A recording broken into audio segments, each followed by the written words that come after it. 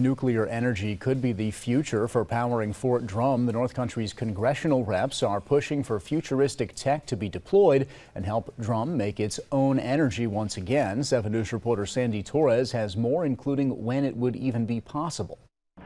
Fort Drum could be the site of the first small modular reactor in the U.S., known as SMR for short. It's basically a small nuclear plant.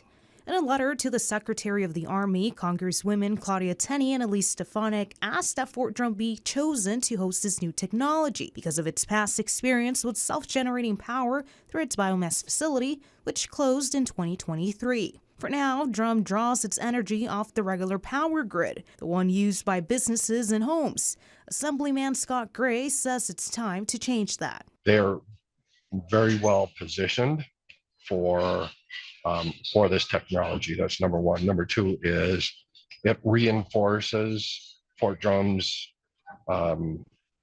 existence and importance to DoD and to the mission, the Armed Services mission. Gray says besides Fort Drum becoming energy independent once again, an SMR coming to the North Country means economic growth, especially in the tech world. All the major companies want emission-free footprint, so it is going to be critical to economic development. And if we're on the front end of that, we are positioned much better statewide to have, the attraction of some of these major companies like Micron. In their letter, the Congresswomen go on to say that Fort Drum, quote, will provide secure, resilient, and independent power for the Northeast power projection platform. Also, that it would help ensure the United States lead in nuclear energy technology worldwide. In August, Governor Kathy Hochul met with Fort Drum officials to talk about the possibility of having a small modular reactor. If the SMR is successful on Drum,